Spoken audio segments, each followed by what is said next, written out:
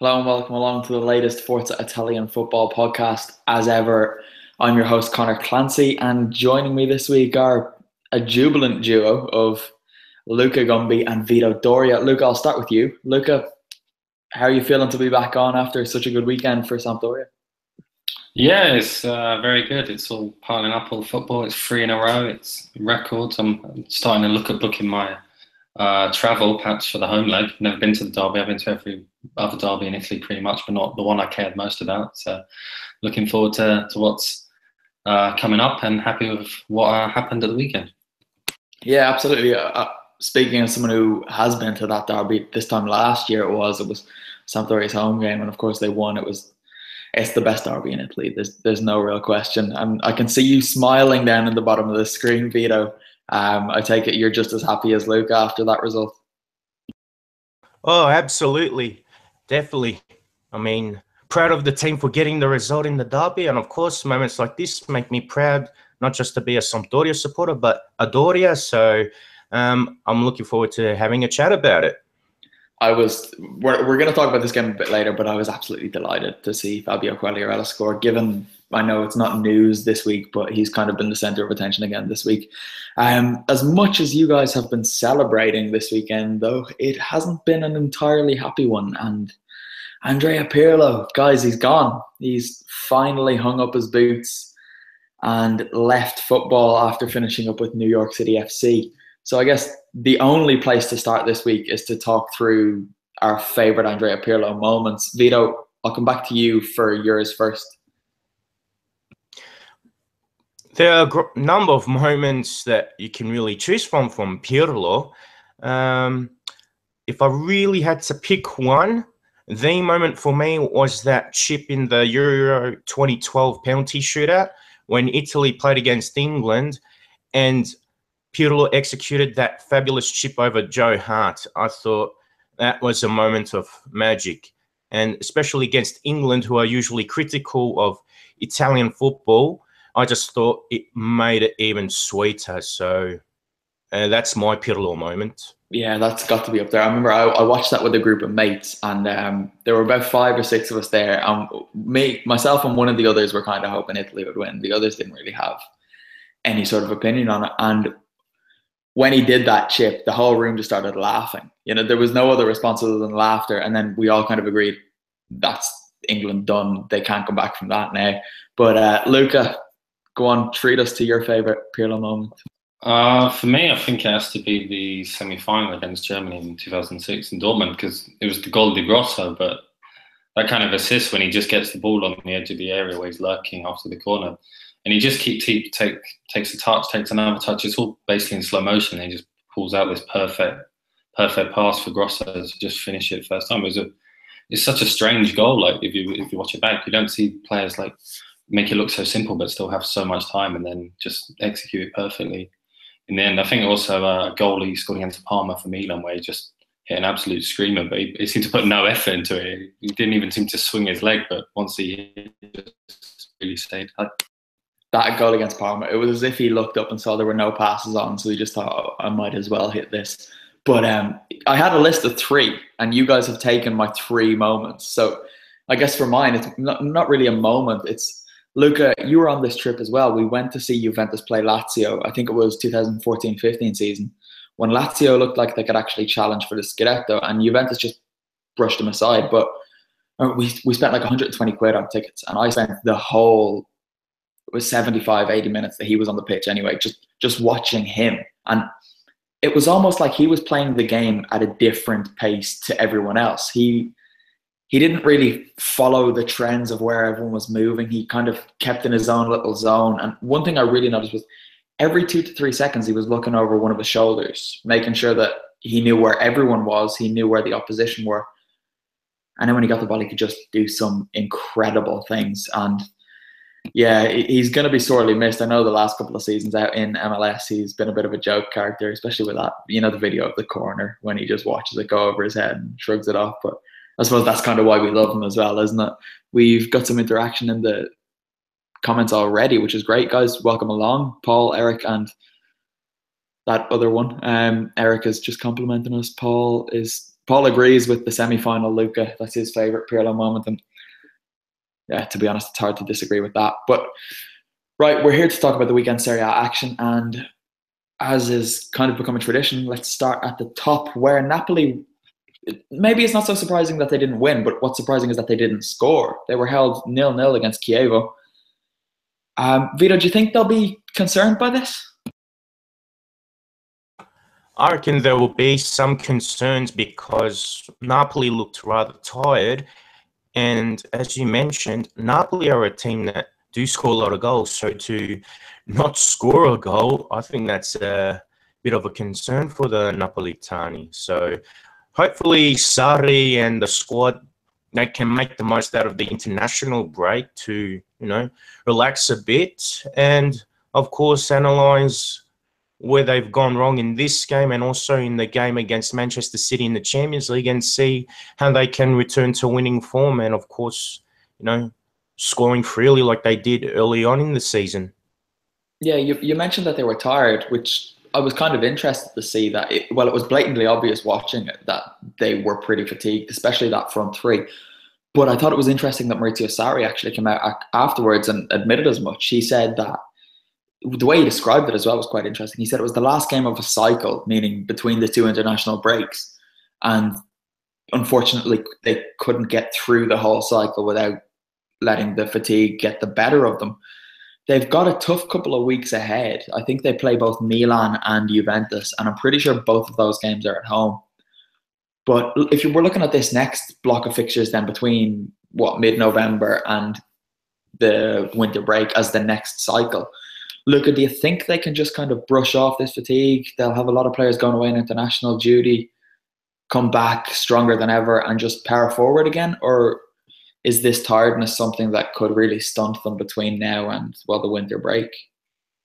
I don't think it's really going to be too much of an issue. If you look at sort of fixtures just on paper, you think Chievo away is always going to be a tough one. They're like Chievo, kind of masters of spoiling games. And this tiredness, they've just played Manchester City. And then they've lost Gulam, which is a big loss, and that will also affect their fitness as they try and deal with that. I think some people have been a bit critical of Sarri in the sense that he doesn't tend to rotate his squad that much. Perhaps players like Rog or whoever, people would like to see them a bit more. But I think they know what they're doing. There's no point, really, when you're a top team trying to peak in November. You should be set up for stuff when kind of your fitness really makes a difference. Is in the turn of the year. So I don't think they're really going to be that tired now. They'll have the international break. Obviously, that's a bit difficult with people going all over the world. But I can't really believe that they're tired at the moment. And it was just one game after a very difficult game. Chievo are a solid defensive outfit. The goalkeeper play, but I don't think there's really any major reasons for concern for Napoli. It's just one of those things that happens, and the important thing is to just take it in your stride and carry on. Yeah, I'm inclined to agree with you. And I think a lot of people are forgetting that in the last few weeks they've played Inter and Manchester City, both home and away. And people kind of knew Manchester City are a good team, but at the moment it's looking like they could potentially be the best team in Europe at the moment. So to play against them and the tempo that they play at, the demands that requires of you are huge. And maybe this kind of international break, whatever, is exactly what they need to kind of just clear their minds and hit the ground running then afterwards. But I'm pretty sure I've got these stats right. Napoli last season lost 4 games, and I'm pretty sure 3 of those were in October or were before the end of October. So if you look at their situation now, they're in a much better position than they were last year. And then they put up that incredible run from November onwards once Mertens kind of solidified his place as that number 9. And I think the only game they lost between then and the end of the season was against Atalanta at the San Paolo. But do you think they're capable, Vito, of putting together a run like that together again? And I know people are kind of getting carried away. Juventus are coming back. Do they need to be overly concerned, or will they just kind of pick up where they've left off in the last few weeks? Napoli, in Napoli's case, I think they should have some concerns, but at the same time, I think they should look at those strengths and know that they're still capable of getting results. So, as Luca mentioned, Chievo is a tough team to face on the ground.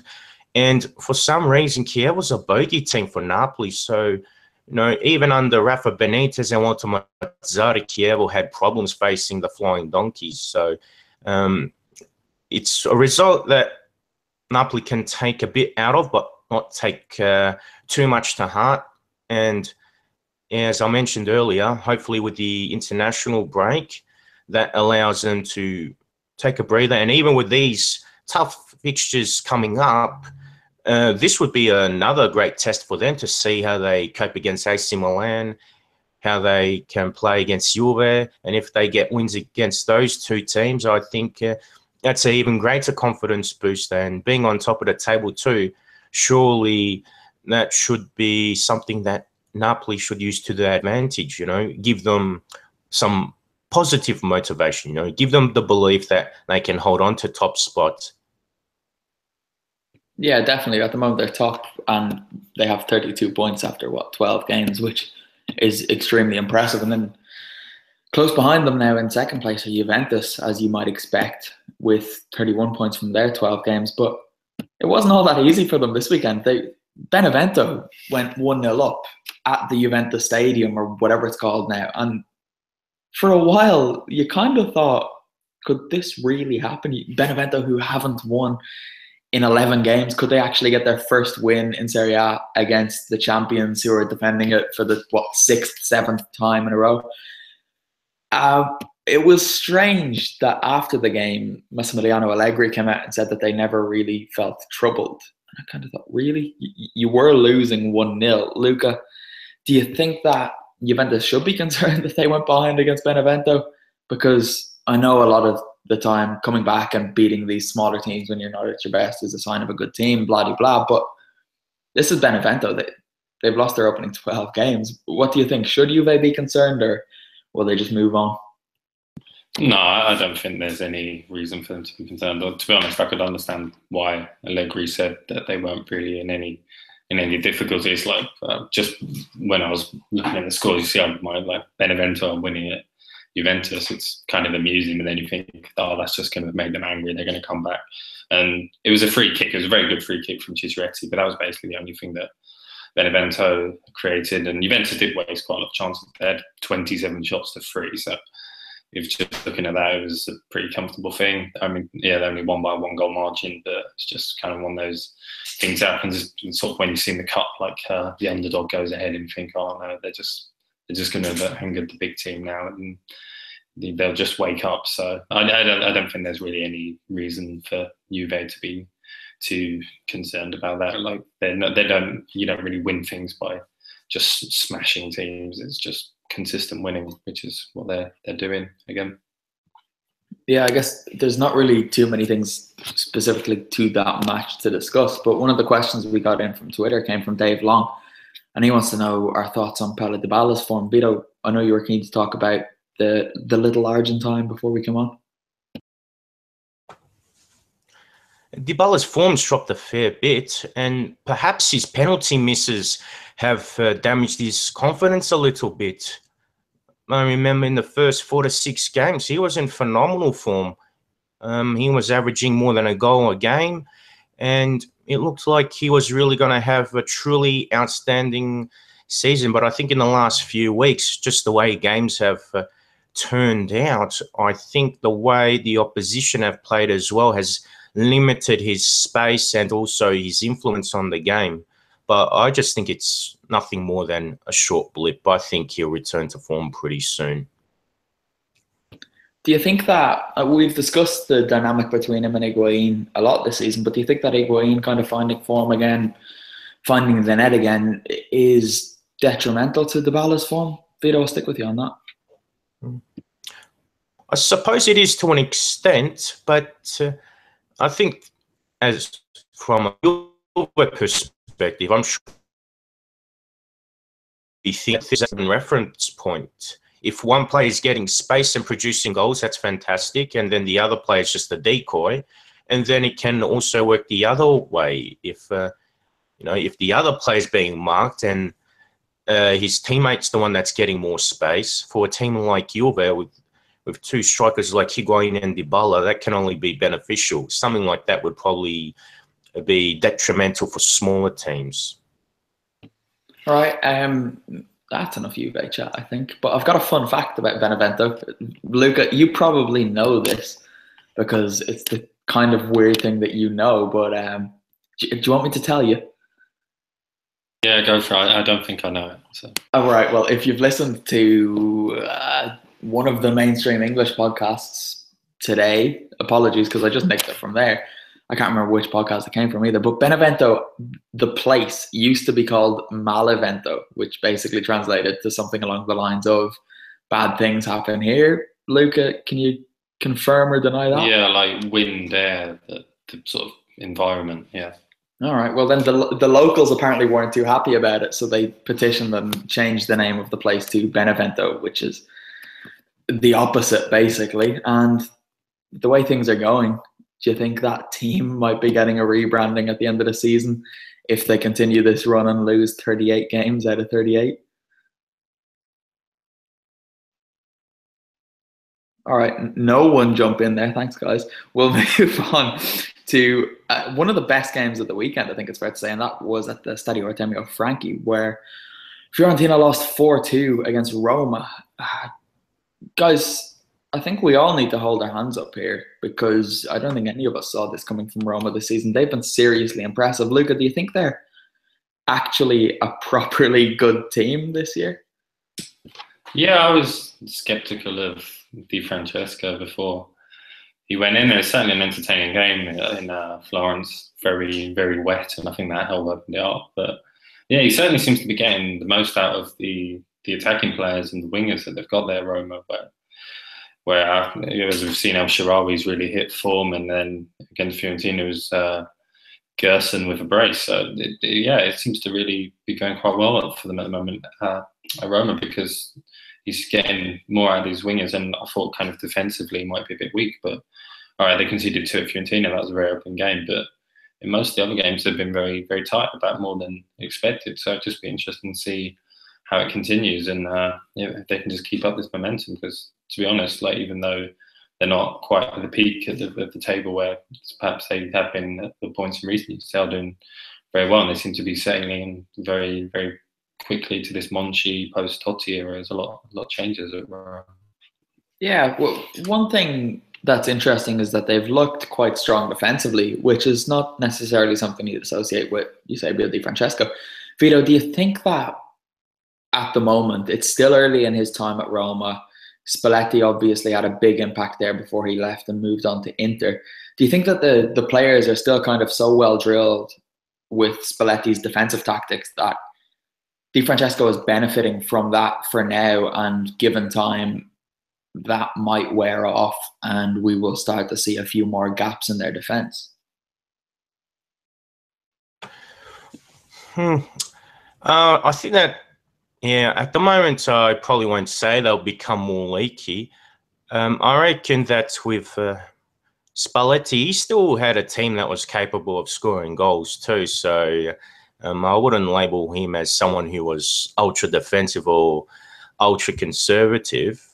Perhaps with Di Francesco going to a club like Roma, where there's still a lot of pressure, despite not being as successful trophy-wise as the big three, I still think he wants to get some results on the board, and he has his intention to play a more attacking game, but I have seen a greater defensive strength under him than probably under Spalletti, in my view. And I reckon it's just a bit of maturity on Di Francesco's part, to be honest. Luca, I know you're kind of keen to jump in on this as well. I'll get your thoughts as well then while I look at other things. Yeah, I didn't really think of what you said, but I thought it did make quite a lot of sense to kind of give some of that credit to Spalletti, because as we've seen with injuries, made a real impact.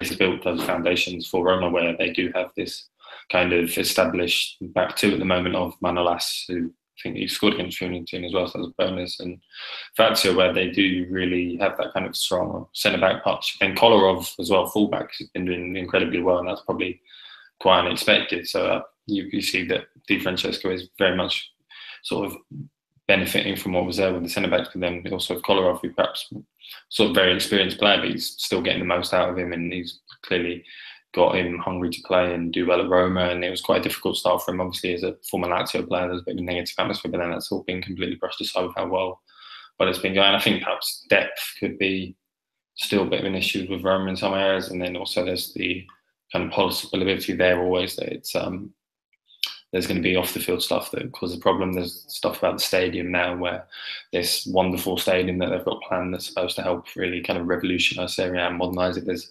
more legal, bureaucratic things getting in the way there, so you kind of always have this potential for just things to become distracting off the field there at Roma. But at the moment, it's all going well. And credit to Di Francesco, and he's doing quite a bit better than I would have expected, and he will make continue. He's doing well. Yeah, absolutely. I think we all had a lot of goodwill for him. We all wanted him to do quite well there, but we were skeptical whether or not he'd be given the time and whether or not things would start off too well for him. But he's seriously silenced us. One thing that it's worth pointing out is that they lost arguably their best defender as well in the summer, in Antonio Rudiger, who went to Chelsea. But another player they lost, who it looks like Juventus have just done Roma a massive favour by signing Szczesny, because they've got Alisson in goal now. And Luke, I'm going to stick with you. Do you think, personally, I think he is such an upgrade from what we've seen so far on Szczesny. I don't know why Juventus signed him. I know he's second choice for the moment, but I don't really get it. Do you think he's playing a huge role as well in keeping their defensive record maybe looking a little bit better than perhaps it would have been with a different goalkeeper? Yeah, he's done very well, because he's been there for a while, but he was never getting in ahead of Szczesny. It was kind of frustrating because they signed this player from Brazil, this young, talented player, and then it's kind of that thing you tend to get quite a lot in Serie A, where they have these reputations, but then they don't really get that much of a chance to prove themselves at the start when he started Szczesny in front. But he's certainly been doing very well against Fiorentina. He made a good double save. It was quite spectacular against Bologna. He made this very good save, going back to claw it out. And I suppose he's a lot more physically imposing than Szczesny. He seems quite a lot bigger. Probably you'd think maybe a bit more of a kind of, I don't know if he's, I don't know what he's a communicator like. I'm not in the Roma back line, but he seems perhaps more reassuring that. So, but I think Szczesny was perfectly good at Roma. It's just perhaps you're doing Szczesny a bit of a disservice, because he did perfectly well at Roma to earn that move to Juve, but then now he's kind of in Alisson's position where you think, oh, he's too good to be the second choice, but that's just how it is. And Roma seem to have all the benefits of that deal. Yeah, from one good and exciting young Brazilian to another, then I guess Vito. Not you, Gerson. I think that was his debut, wasn't it? And he scored 2 goals, 2 very well taken goals as well. I guess this is another sign of Di Francesco trusting youth, as we saw at Sassuolo. Do you think we will see plenty more of him as the season goes on? Absolutely. I think with 2 goals in a game which you start for the first time, I think that's an extremely positive sign. And he's only 20 years old, Gerson, so I reckon Di Francesco will find ways to put him in the team. And Di Francesco doesn't necessarily have one fixed starting lineup. I think he's actually getting his rotations right, which is a big contrast to Maurizio Sarri, who's been criticised for not rotating enough despite being on top of the table. So at the moment, Roma, they're about the 5th now, but I reckon in the second half of the season, Di Francesco's methods might be beneficial to both the team and the players as individuals. At least they're getting those chances to shine and they're actually producing. So hopefully there are a few other players who see what Gerson has done and make the most of their playing time as well. All right, guys, I see your comments coming in, Imran, and the other guy, I didn't get your name, sorry. We'll get to those a little bit later. Remind us when we get down to that sort of section of the show. But Luca, we've spoken enough about Roma, but I just have one more question before we move on, because to be fair to them, we haven't discussed them enough this season.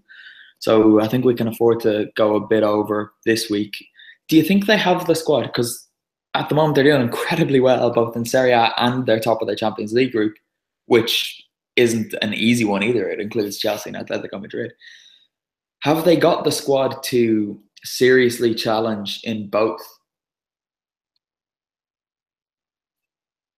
think to do it on two fronts will be probably a bridge too far, really, for Roma. I think obviously they're doing very well in the Champions League at the moment, when they're kind of always the Italian team that struggles in Europe. And to that result against Chelsea was very, very impressive, and I think a lot of people really sat up and took notice of that.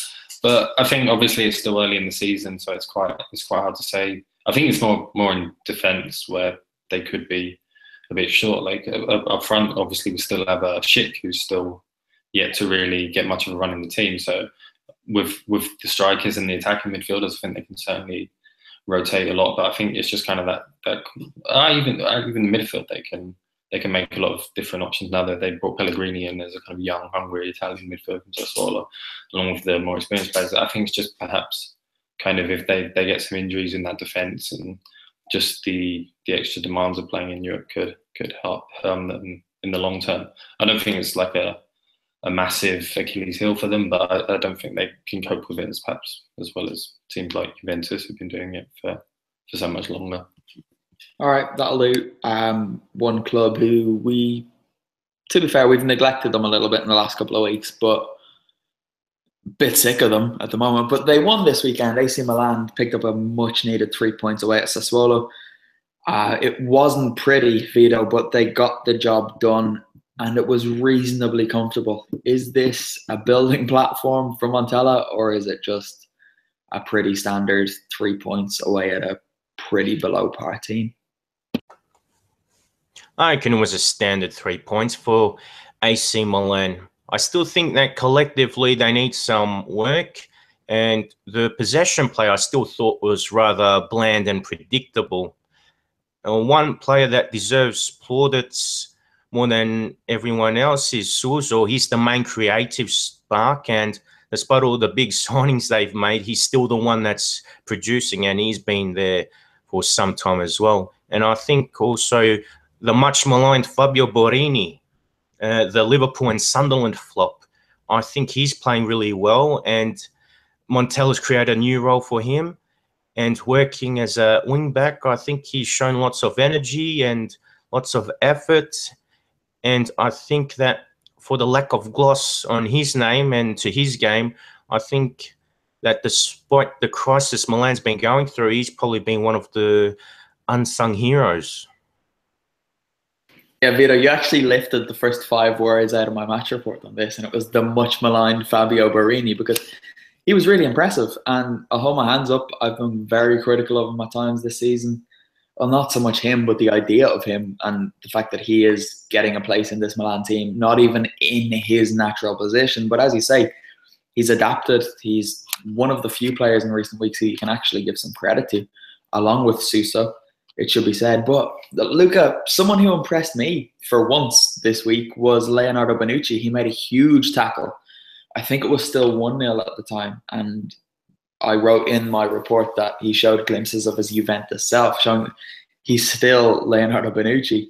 Do you think that he celebrated it like a goal as well? Can you see him taking confidence from a performance like that?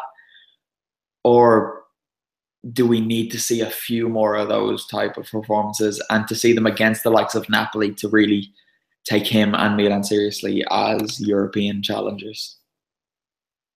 Yeah, obviously, I think we need to see a few more from him, and obviously the whole team is looking to find this substance. But I think it's definitely been tough on him and the whole of Milan, especially as a defender, to come in and be that star man moving in from a rival. Because when you're a defender, you don't really expect to be the kind of centre of attention as much as other players. So for the main signing to be this player with so much pressure on is always going to be difficult. And I think with time, Bonucci obviously had a couple of days off, time to work, time to train, as he was serving his suspension after getting sent off against Genoa.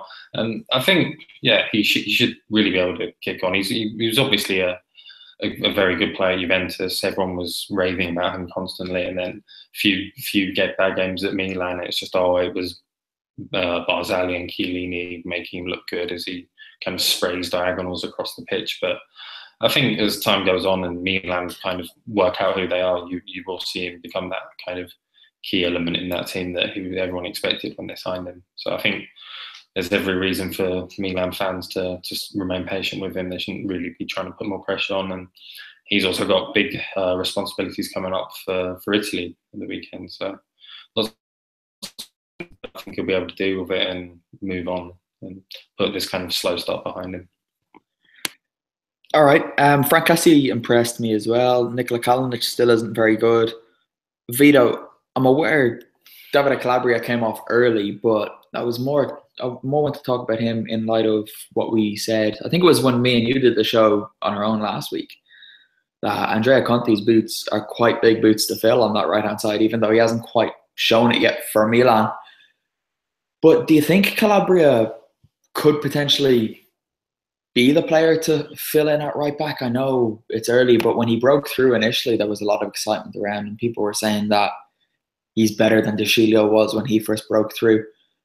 Or is he just there because they literally have nobody else? Calabria was showing some promise initially, but at the moment, I'm still wondering if he's the type of guy that should consider going on loan somewhere else. I still think he's a little bit raw and that he might need more time to develop at a smaller team so he can get regular opportunities and also be more decisive. I feel that when I see him play, he's good going forward, but his crosses aren't as dangerous as Andrea Conti's. And I also believe that he needs a bit of work on his defensive game, because I really can't recall many great interceptions, blocks, or tackles on his part. So I think that's one part of his game that needs to improve. And although in this day and age, teams want players who play at right back or left back to go forward and all that, I still think defenders need to understand that you've got to be a defender first and actually know how to defend. Yeah, perfectly said. Luca, right, we're going overtime already a bit. We still have a fair bit to get through. So Inter, Torino, 1 each. You watched it. I'm going to time you. Tell us everything that happened. Go. Well, I think Inter wasted quite a lot of chances. Icardi, in particular, he wasn't having the best day in front of goal. Torino went down there and scored. Then, with it coming late on, Inter managed to get that equaliser through there. It was a lovely, lovely assist actually from Icardi. It wasn't really, didn't have a shooting boots on, but he brought this cross down in the air, just flicked it back to it's there for a tap-in, simple finish. And then Vecino could have won at the end with an absolute pile driver that rocketed off the crossbar. But in the end, it was a fair result. I think both teams played fairly well. I don't think there's any real reason for Inter to panic. They're not in crisis. They're still unbeaten. Torino, a decent team. Serie played well in goal for Torino. They've improved in that area of the pitch since Hart's gone. And yeah, I don't think there's any real conclusions that can sum anything up really that can be taken from that game. It was just one of those games. Impressive, right? 90 minutes filtered down to 54.93 seconds. Luca, I'm proud of you. This is why you should come to FIF, guys. We can get through the whole Serie A weekend in 20 minutes if we really pushed it on that evidence. But yeah, Vito had pointed out Serie did have a good game. I think Nick actually picked them in the winners section of his new winners and losers feature that he does on the YouTube channel. So I don't know where that is. It's over there. Just go find it after this, or pause this, go watch it and come back to us. We'll still be here. But yeah, it's a good thing that Nick does. And Serie had a good game, which is good for everybody. And like you say, Hart's not there anymore, so they're probably better off. Right, guys, this is the moment you two have been waiting so patiently for. It is time to talk about the Derby della Lanterna. Vito is rubbing his hands down there in the corner. Nick commented earlier on, the first comment that came in, and he's looking forward to a classic Genoa rant from you, so don't let him down. What happened to the Grifone? Well, usually in derby games, they tend to play a more physical game. And although they weren't overly physical like in other Genoa derbies, they tried to ruin Sampdoria's fluidity. We still did our best to play our game, and most importantly, we really capitalized on our chances. Genoa looked very predictable, And Ivan Juric, he seemed like he was reliant on Adel Taarabt to create chances and on Gianluca Lapadula to finish them off. But at Sampdoria, it's about the collective. We have good individuals, but they all worked for the team. They stuck to Gianpaolo's plans, and it was a great game, great result. And Duvan Zapata provided 2 assists, so that was very impressive from him. And I thought Quagliarella could have had 2 in that game, and even Ricky Alvarez, when he came on, should have scored. So finished 2-0. Personally, I think it could have been maybe 4-0, 5-0. Even Emiliano Viviano made some top saves. But, 3 derby wins in a row.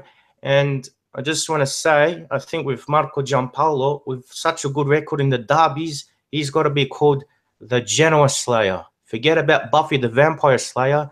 Look at Marco Gianpaolo. He knows how to beat the enemy.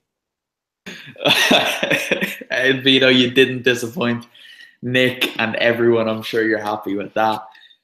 Luca, I'm just looking at this.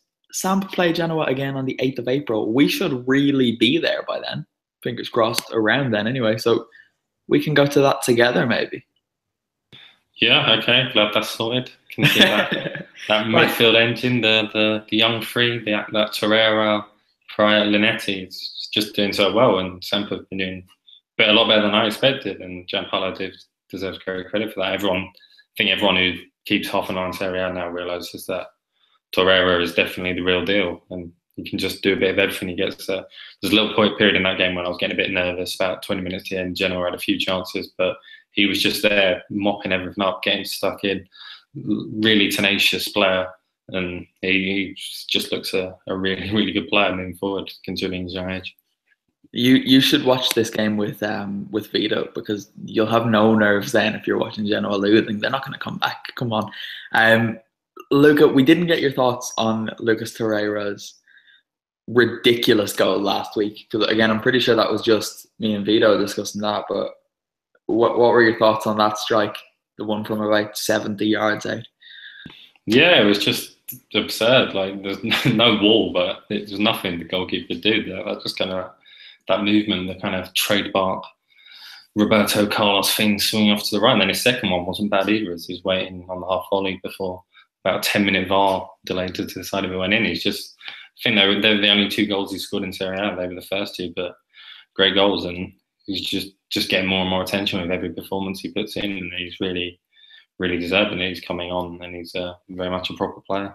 All right, that will Vito. I have to throw the last word to you on the derby. Really, this is the last word we'll say on Serie A. So go on, just take it away, Vito. Well, what else can I add? I think everything's pretty self-explanatory. Ivan Juric got the sack. They brought back Davide Ballardini. I don't know what he's thinking. It's probably his 3rd time back at Genoa. And regardless if it's Genoa or not, why would you go back to a crazy club 3 times? Where's your dignity, Ballardini? At least, of course, yeah, the money. But is there really that much money in Genoa? Put it this way. At least Massimo Ferrero, I've criticised him at times. Sometimes he acts like a clown, but he's let Gianpaolo do his work. And so far, it's looking good. I mean, we're in the Europa League spots. And I think with Ferrero, the other directors at Sampdoria, like Daniele Prade, Antonio Romei, Carlo Osti, the scout Riccardo Pecini, I think they're keeping the ship on the right path. And Genoa, clearly they're not on the right path. They're sinking down. And they're in relegation. The facts are there. Look at the table. Forza Doria. Try to say that Genoa are in a relegation zone without smiling next time, Vito. Come on, we're not supposed to be biased like that. Right, Luca. Yeah, fair point. I'd be smiling if I had an immediate rival in Serie A as well. Luca, you got through one match in 55 seconds. Now you're gonna have to power through Serie B, because we spoke about it being close, but it's gotten closer, believe it or not, because now there are 10 points separating first and bottom. Frosinone are first with 23 points. Cesena are 22nd and bottom with 13, along with 4 other teams, mind. But okay, I'm going to time you again here. Let's see if you can beat 55 seconds. What happened in Serie B this weekend? Go. Yeah, as you mentioned, I don't think that kind of equilibrium's going anywhere. I think I worked out that there are only 5 wins in a league of 22 teams, but they weren't all just a bunch of nil-nils. There's a lot of excitement again. I think one of the most interesting games was Brescia-Venezia. Venezia got back to winning ways. Brescia, 85th minute, took the lead. Then Venezia went and scored 2 in the 87th minute to win. I'm going to jump in here and just say, yes, continue. And then Frosinone have moved top, and it's interesting to see what's going on there. They've got a new stadium, the Stadio Benito Stirpe. I think can hold about 16,000, and they beat Parma 2-1. Parma had been on a winning run of their own. That as well, Italy under 21s are going to go play there soon. Looks like a nice little venue. So Frosinone are a point ahead of Palermo, and then the other team to look out for at the moment is Cremonese, who won 3-2 at Perugia to move up to 3rd, and I think they are unbeaten in 8. So with their distinctive grey and red shirts, they can perhaps dream of perhaps returning to Serie one day, not too far away. And yeah, it's all very close and very interesting in Serie B, where every team can look up with enthusiasm and behind over their shoulders with some trepidation, because there is no distance between any of the teams at the moment. Right, I'm going to compare it to other leagues, because Manchester City are how many points clear of Man United? 8 or something, and they're still in the title race in England. Real Madrid are 8 points behind Barcelona in Spain. They're still in the title race. So if we're going by those parameters, we have a 22-team title race in Serie B this season, and it's the place to be, guys. We need to give it more attention. Luca, you came in at about 1 minute 10 seconds for that, which is very impressive to get through an entire division. So well done. Luca's Serie B minute is the new thing at the end of the podcast. It's not quite Serie B, but it's down in the lower divisions of Italian football. We got a question coming in from, let me find his name, Sam Hill on Twitter. And he said, surely Modena can't just slip quietly out of existence. It happened to Parma and Siena, great old clubs. Why? It's dreadful news. So Luca, shine some positivity on this. Yeah, I think it's perhaps local rivals in Emilia-Romagna, where Parma, where it would turn out to not really be that much of an issue. That club was kind of doomed. They financially were a mess. They weren't playing in Modena. They couldn't fulfil their fixtures. I think at this kind of stage, it's better to just put them out of their misery, start again. They'll be back. Modena is too big a town to not have a football team. They've got too much history. They'll restart. And I think if you're a fan, in some ways, it's quite an exciting thing that you can start anew, have some sort of Phoenix club, take the history of the old one, sort of MK Dons kind of esque thing, which happens all the time in Italy. It's not really going to be any issue for Modena to do that. There's a framework there from the FIGC where you take that history. They'll be back sooner or later. And Parma died less than 5 years ago. They're back in Serie B now, looking to get back into Serie A. It's easily doable in Italy. It happens, but it's not good that it happens. But these teams can't stay down for too long. I remember we were speaking to our friend Patrick, who's a Celtic fan, but he couldn't bring himself to have a go at Rangers for dying and being a different club, because he follows Italian football. It happens all the time. It's just one of those things. It's one of the peculiarities of the Italian football system. After what he said about me on the podcast that I wasn't on last week, me and Patrick aren't friends anymore. But we've kind of gotten through the body of what we wanted to talk about, so we've just got a few little quick questions to get through then. This came in from a listener a few weeks ago. I never got to it, so I'm bringing it up now. Listener, whoever sent it in, thank you. Love you. Forgot your name, though. Vito, we'll start with you. 18-team Serie A. Thoughts?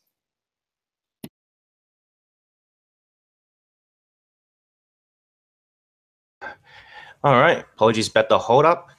An 18-team Serie A would be ideal, because I think it would make the league more competitive again. And growing up in the 90s, I remember the league being with 18 teams, and it was the best league in the world at the time. So I think a return to that format would be excellent. And as we've seen with Benevento, a 20-team league is not ideal. You need to make sure that the league is competitive. We can't just have teams making up the numbers in Serie A. Luca, you're just going to piss on the parade here, aren't you? Because I would be in favour of a reduced team top flight as well. Yeah, I'd be in favour of it. I think most people are in favour of it. Tavecchio was in favour of the FIGC. One of his kind of platforms is we're going to streamline Italian football. We're going to have fewer teams in Serie B, in Serie C, Serie A. But at the end of the day, the bottom 10 teams in Serie A will not vote to relegate themselves. So it's pretty much unworkable. They pushed over the summer to do it, and they just couldn't find enough cooperation from the clubs. I think everyone thinks it would be a good idea. It's just there's too many teams in Serie A which are worried that they would lose out, and that could really, really harm them financially. You get these teams, when we're talking about Modena, it's quite easily to just collapse off the face of the footballing pyramid in Italy. There's talk of perhaps introducing a playoff between Serie A and Serie B, a relegation playoff like in the Bundesliga. But I think a lot of people think that's just kind of this magical cure. I think it's more of a structural issue, and it'll be quite hard to get these clubs around because they don't want to do anything which harms their futures. Yeah, that was actually, it kind of links into one of the questions that came in the comments today, which I'm surprised to learn. We have a listener in the Faroe Islands. I'm quite proud of that. But yeah, he just wanted to get our thoughts on, he or she, I should have, want to get our thoughts on the strength of the teams in the lower end, like Cagliari, Crotone, Spal. I won't have a bad word said about Crotone. They're fantastic. I personally think Cagliari will finish quite comfortably in the upper sections of the bottom half this season. And Spal themselves are kind of one of these new clubs, aren't they? This current edition of the club were founded in just 2013, which is incredible to think that they're in Serie A now. And I reckon they'll probably pick up enough points over the course of the season to just about stay up. They've got some decent players there, Poloski, Grassi, Borriello. Borriello will get them goals. You would hope Alberto Poloski will get back to his best. I'm not sure what you guys think. Vito, you've been quiet for a few minutes. So have you any kind of overriding thoughts on those lower half teams and their strengths?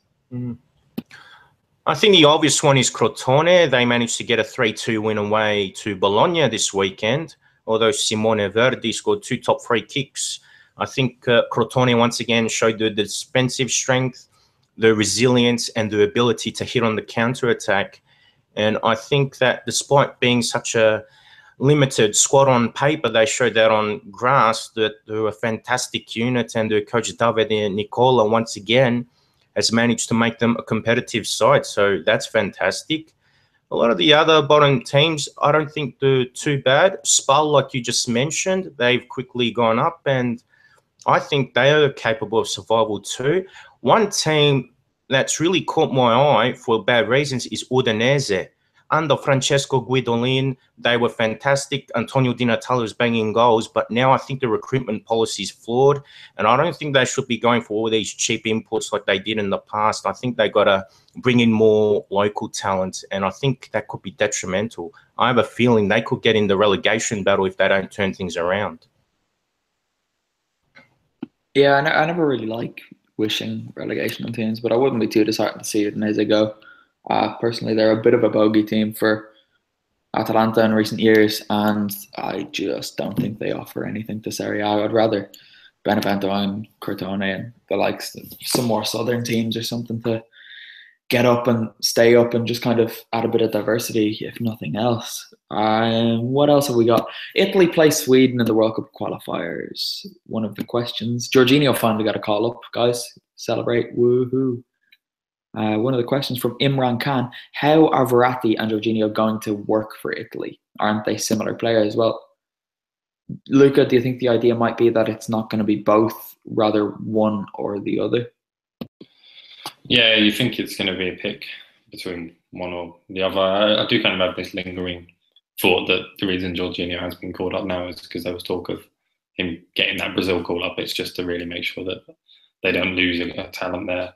And you think Verratti, in the pecking order as it is, he probably is a better player. But I think Ventura could do something that's a bit surprising. I don't think he's going to try and stick with this 4-2-4. I think it's got too much criticism. He'll try and keep it simple and just sort of hope that kind of Italian resolve and ability to actually win and turn up when it really matters shines through. So I think it'd be two tough games, but I think in the middle, I wouldn't really be surprised if Jorginho doesn't feature. I'm inclined to agree. I be quite cynical, I do think that's probably the only reason he was called up.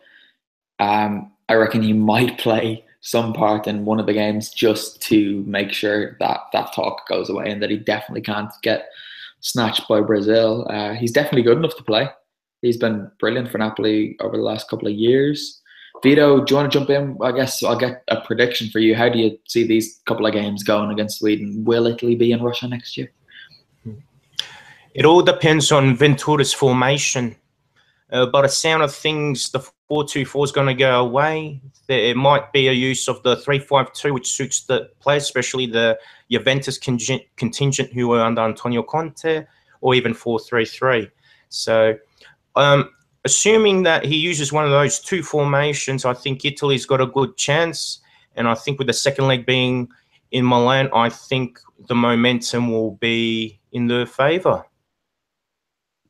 Luca, predictions: optimistic, pessimistic? I think cautiously optimistic.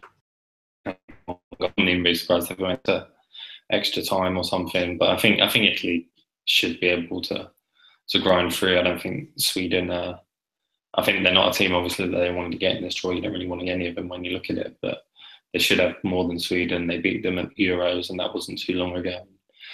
They're both pretty similar sides, and you think overall Italy's quality and ability to normally do it when it really matters should see them book a place in Russia. Yeah, I've got this weird thing, not only with this game, but all Italian games. And whenever I look at a fixture and think, oh yeah, Italy will win that, fine, that's when I get nervous about the result, because I think that's when they mess it up all the time. But like you say, they have to win. They can't really mess around. I don't think Ventura can play the 4-2-4 because he'll be run out of Italy if he does. So yeah, you would expect them to get through this. All right, guys, that has brought us to the end. You can follow us on them social media things, Instagram and Facebook at Forza Italian Football. We're on Twitter at Serie FFC. I'm on Twitter, Facebook, and Instagram. Just look up Conor Clancy or Conor Clancy and you'll find me. Luca, where can they find you? I think it's Gunby Zona across Twitter, Instagram. Solid branding there on channels. So, yeah. And Vito, tell them where they can get your stuff. There's my Facebook fan page. You can see my work there. Otherwise, on Twitter, at Vito C. Doria, and even on Instagram, same handle, Vito C. Doria. Lovely stuff. Everyone in the comments, thank you. You've been very kind this week. Paul, you've just ended things on a nice note. Excellent podcast, guys. Thanks to you, Paul, and everyone else in the comments. It really, really makes things easier when we're recording and we can see people listening and interacting and giving me things to say more than anything else, because I don't really prepare as much as I should sometimes. So thanks for that. Jax, if you're listening back to this at some point, you need to get back in the comments, man. We've missed you the last couple of weeks. But yeah, interact with us on Twitter. Let us know what we're doing well, what we're not doing well, what you want to hear from us in the future, and what you don't want to hear from us in the future, probably more importantly. So yeah, we'll probably be back at some point next week. It's always a bit funny with the international break, but given the significance of this one, we'll do something, I'm sure. So guys, say goodbye. Ciao, ciao. Ciao, everyone. And all that's left for me to say is ciao for now.